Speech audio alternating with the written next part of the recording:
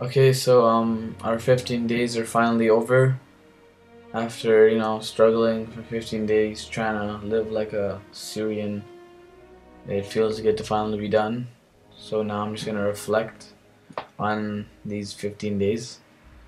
So the first 5 days are injury. We had uh, we had to limp, and it was kind of like frustrating and limping everywhere because sometimes you just want to run across the room, or when you're playing like when you want to go out and play sports with your friends, you're like, oh wait, I can't because I have to limp. It makes me realize how people in Syria, the ones that are wounded and have to limp everywhere, how like devastating it must be for them because they have to limp everywhere. And then for the 5 days after that, we had to only use one hand. And again, it was frustrating trying to eat with only one hand. And once again, when you reflect the kids and the adults and the people living in Syria, you you try to you really start to feel bad about the people who only have one hand and have to suffer every single day with using one hand. And then the last 5 days we had to wear earplugs. And although like I cheated a lot on that one because I didn't really like the feeling in my ear, the times I did have it in my ear, it was kind of annoying because I couldn't hear anything around me. And when like people were like trying to yell in my ear, I was like looking at them and it was like they were just whispering. So yeah, the ear part was kind of tough. So and then next is the food. We had to eat the same thing every day over and over and over again. And we got decent proportions of food, even though it was less than we usually eat. It was still a lot. And when you look at the kids in Syria, who are like 80% below the poverty line and live off $1 a day almost, it really makes you feel terrible about the way you live, because when you eat, you sometimes when you don't finish, throw out a lot of food, and that food you throw out, it could be enough food to help like a child have food for over weeks and weeks. So that's pretty sad. And then wearing the same clothes every single day, and we got two outfits. So once again, kids in Syria, they have like one outfit if they're lucky. Some kids like they don't even have clothes to wear, and like they die because they're cold in Syria, or they die because they're really hot in Syria. And when we had clothes, so we stayed warm. And even though sometimes the clothes will smell, the last thing the kids in Syria are probably thinking about is how bad they smell, because they only have one outfit they can wear. So it's kind of tough. And sleeping on the ground, that sometimes if you sleep awkwardly, you wake up and your back hurts or whatever. And like we are lucky to have like a pillow at least to sleep on. The kids in Syria, they like sleep on bags. Like it's terrible the conditions they live in there, and the refugee camps. I don't think everyone's treated like as nicely as we treat ourselves, of course. So it's very tough trying to live like the way they live and realizing how lucky we are. So I guess this 15-day challenge has really taught me to appreciate what I have, and makes me give them utmost respect for the kids in Syria who never get the opportunities we do. And there's all these donations that like you can give to this charity and that charity, but the chances of that helping every kid in Syria is very low. So it's very sad to see the conditions they have to live in. And as bad as 15 days got for me, it'll never even be close to the type of 15 days the kids in Syria have to feel. And it's not 15 days for them, it's their whole life since they're born till the day they die. So it's pretty tough. So yeah, I guess this 15-day challenge has taught me a lot of things, and hopefully in life when I move on I can try to remember when I'm wearing my clothes I shouldn't be complaining too much because it smells, because kids in Syria wear the same clothes every day. And when I'm eating, I'll eat everything, or I'll leave leftovers and eat them the next day. I won't just throw it out, because kids in Syria, they get no food, so it's not fair for me to have the amount of food I have. And lastly, these injuries I had, next time when I like break a nail, I won't complain or anything, because a nail is nothing compared to a hand. So yeah, that's pretty much it. 15 days taught me a lot. Okay, so now it's time for some economic graphs. Okay, so basically in Syria, people want to work less because there's less food because of all the rioting and all the war happening. So this makes everything inefficient. And for the next graph, supply and demand graph, the demand and the supply decreases, sorry, because the income has decreased because of no jobs. So there's a decrease.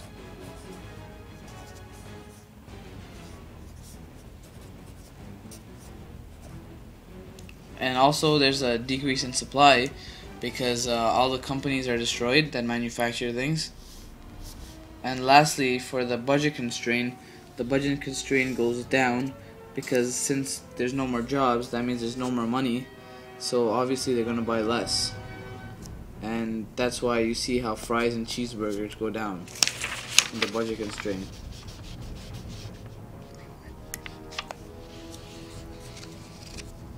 And that's it for now. And time for some more graphing.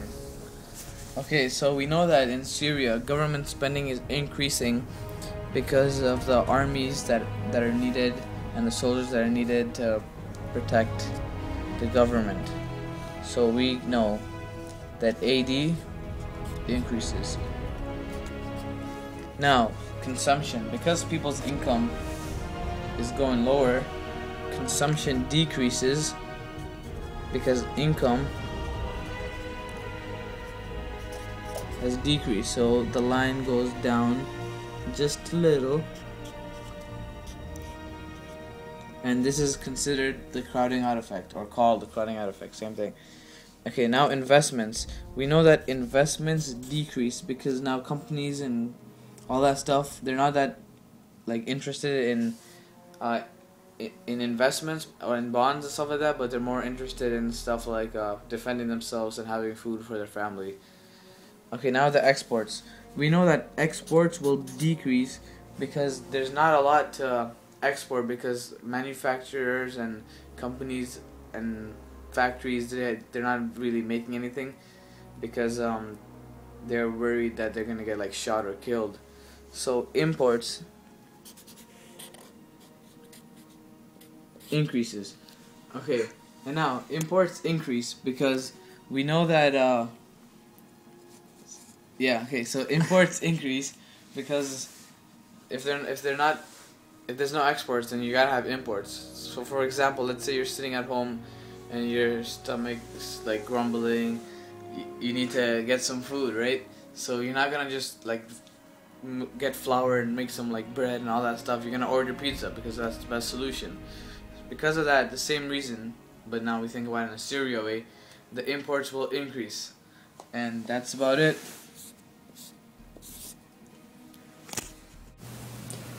Okay, so this is my final reflection. The whole experience was supposed to show us the harsh conditions that Syrian refugees encounter on a daily basis. And it's also meant to show us how certain economic conditions can affect people.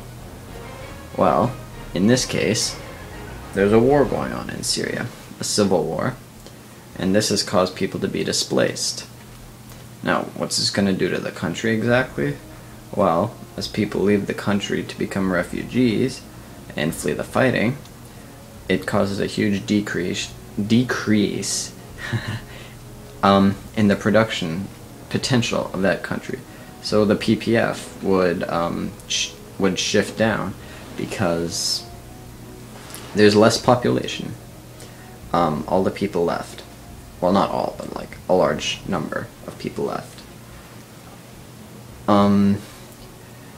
Also, what would happen is a lot of investment in the country would probably go down due to instability. Nobody wants to invest in a country where there's a war going on, right? And that would cause a decrease in GDP, real GDP, as well as aggregate demand, since it is a component of real GDP. So when the refugees come to a new country, they're gonna add population to that country because they're staying there. And if the refugees are allowed to stay there, this is going to cause the LAS to shift because there's going to be a lot more people, so the natural rate of output will be increased. However, the people haven't found jobs yet, so it's not an instant gain.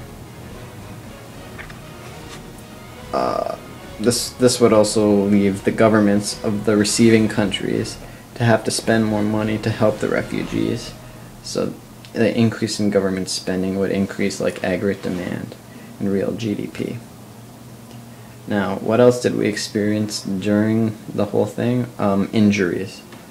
Injuries would cause, once again, a decrease in production, the PPF of the country, because people can't work if they're missing a leg or if they're deaf. Well, they can work, but not as efficiently and probably not at the same jobs as they could before.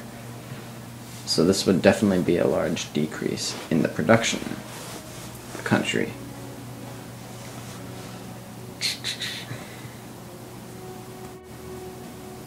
We also had to eat only rice and chicken and a few fruits and vegetables. Oh, and oatmeal.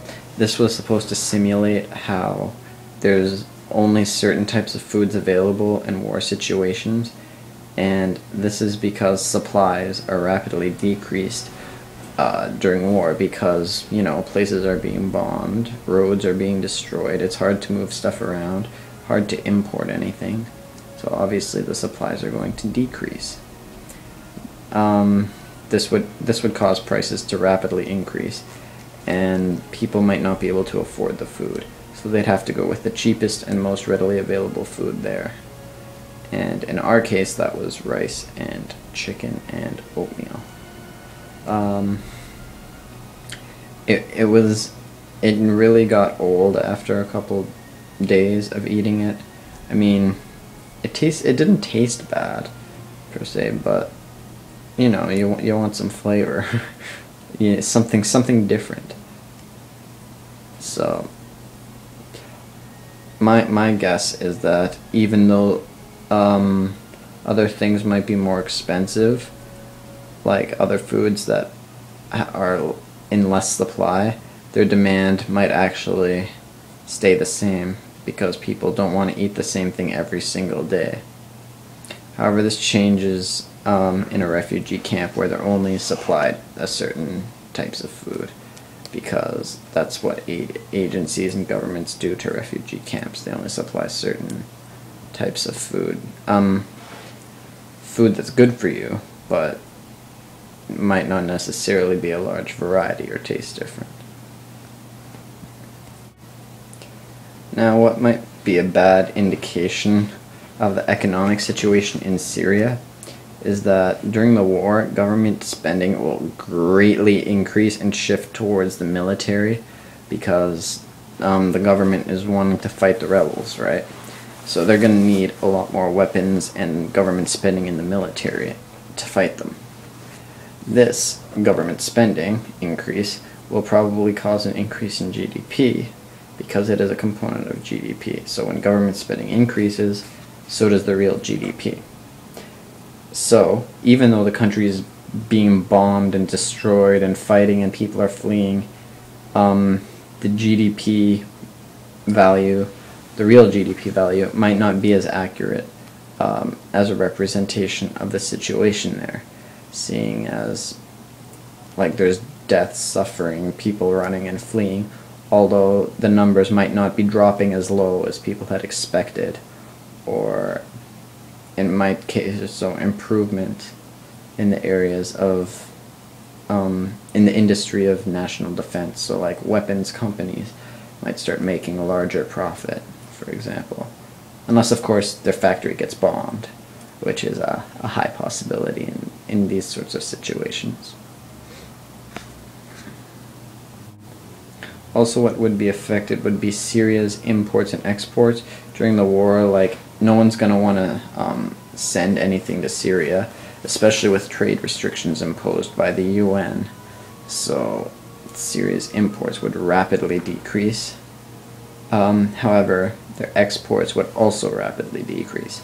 So there might not be a very large change overall in GDP, because as the exports would decrease, but so would the imports. So the net exports would decrease, but like not as much as per se just exports decreasing and imports staying the same. They both decrease.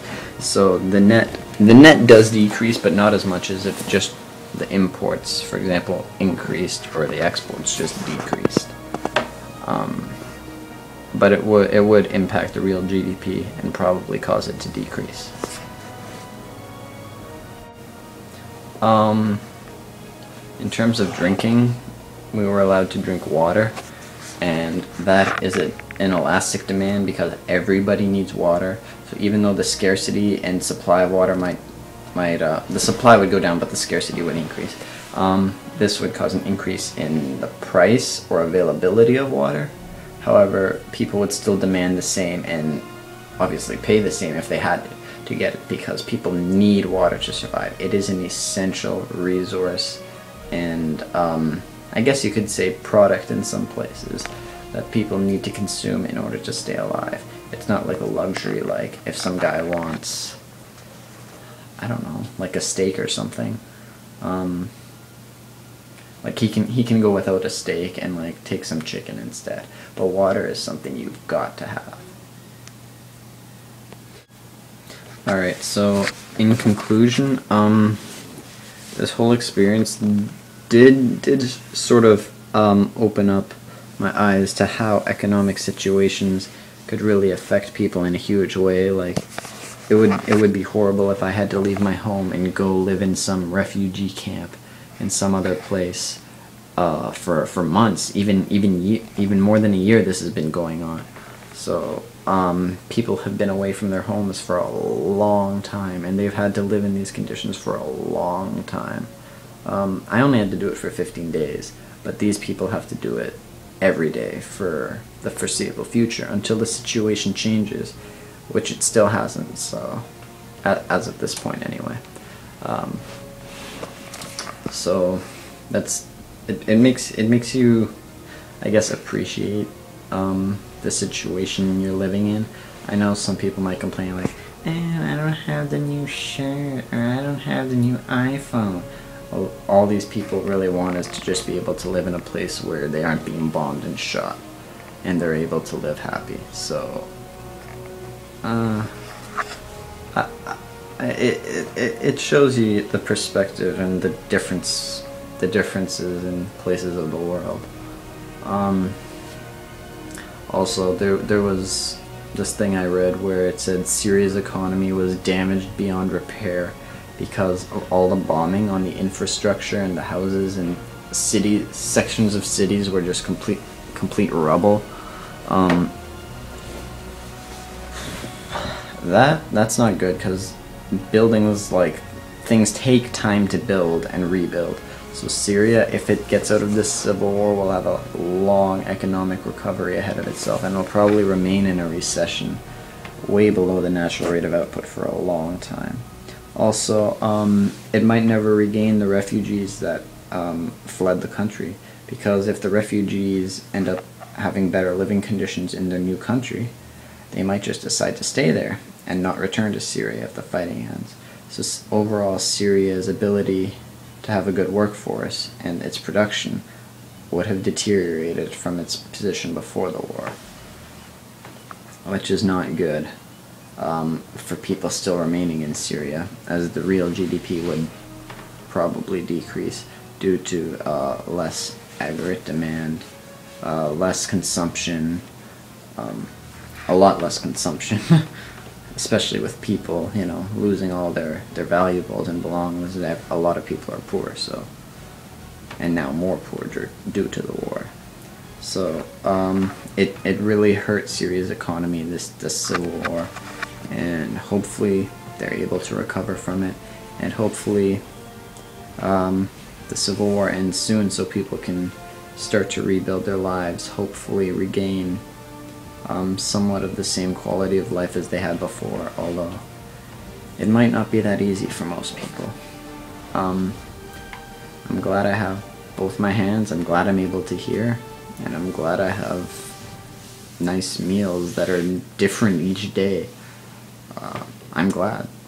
I'm glad that I have a bed to sleep on instead of some cot or the ground. I'm glad my whole family is alive. Like, there's a lot of things that get put into perspective that you really start to appreciate. I'm glad for my ability to go to the store and have a huge selection of things available. You know, there's just a lot of things that this has made me think about. So, interesting experience for sure. Hopefully Syria's economy eventually recovers. Hopefully the Civil War ends, and best of luck to the people living there, because I can't imagine going through that every day for the rest of my life.